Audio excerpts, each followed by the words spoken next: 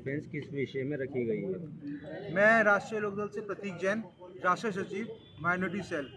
देखिए, आज का विषय है रोजगार। आज राष्ट्रीय लोकदल ने मुहिम को आगे बढ़ाया है रोजगार मेला, जो हम मेरठ में राष्ट्रीय लोक जैन चौधरी जी के आदेश अनुसार मेरठ में आयोजित कर रहे हैं 26 नवंबर को। और इस आयोजन में 10,500 नौकरियां मल्टीनेशनल कंपनियों के साथ मिलकर मेरठ में लेकर आ रहे हैं। और इस मुहिम में टारगेट तो हमने रखा है 4 से 5 हज़ार नौकरी का, मगर जो चौधरी साहब ने टाइप किया है वो 10,500 नौकरी का करा है।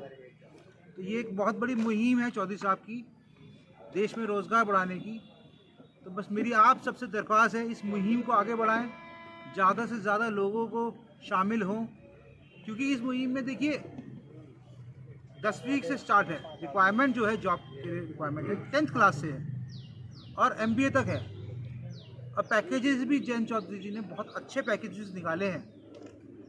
इसके अलावा देखिए, आज देश में आज चौधरी साहब का ये मन था, बड़े चौधरी साहब, चौधरी चरण सिंह जी, चौधरी अजीत सिंह जी, और वही मन आज मन चौधरी जैन जी का है कि देश में हर आदमी के पास रोजगार हो, क्योंकि एक आदमी की नौकरी करने से 5 जनों का पेट पलता है। सर, कंपनी यहीं की है या बाहर की है? सारी कंपनी बाहर की हैं, जैसे लावा हो गई, इस तरह सैमसंग हो गई, इस तरह की सारी बड़ी कंपनीज हैं। और आप मेरठ को कम मान रहे हो, मेरठ में भी ये कंपनियां हैं, लावा भी मेरठ में है, सैमसंग भी मेरठ में है। तो जो आदमी मेरठ का रिज्यूमे देगा उसे वो कंपनी मेरठ में अपॉइंट करेगी। और जिससे जैसे किसी भाई आ गया कि मैं गाजियाबाद से हूँ, मैं गुड़गांव से हूँ, तो उसे अपॉइंटमेंट लेटर तो हम यहाँ दे देंगे, मगर वो अपॉइंटमेंट लेटर गाजियाबाद का ही होगा, वो गुड़गांव का ही होगा। ये चौधरी साहब ने विशेष तौर पे कंपनी से कहा है कि किसी आदमी को दूर ना आना पड़े। ये कितने जिलों के लिए काम करेंगे आप? देखिए, ये पहली मुहिम है जो 26 तारीख को है। इस मुहिम के बाद, इस मुहिम को पहले हम सफल करेंगे, जो गाजियाबाद, मेरठ और गुड़गांव से रिलेटेड है। इस मुहिम को सक्सेस करने के बाद हर 3 महीने में, 4 महीने में ये मुहिम चलेगी अलग अलग जगह पर। ये खाली एक स्टेट की मुहिम नहीं है। चौधरी साहब ने पूरे हिंदुस्तान में मुहिम चलाने का निर्णय लिया है, मगर पहली मीटिंग मेरठ से स्टार्टिंग करी है। अभी आईडी हटाओ, शॉर्ट बनाओ।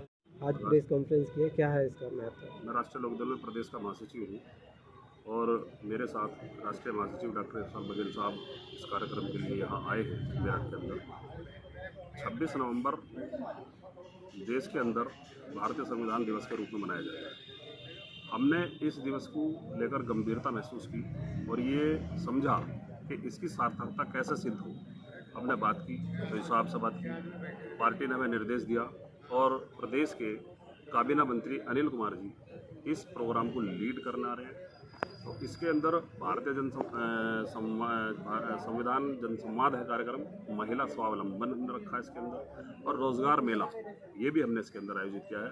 रोजगार मेले का हमारा उद्देश्य है कि यदि युवा, देश का युवा, वो नौकरी लग जाएगा, तरक्की करेगा, तो परिवार की तरक्की होगी।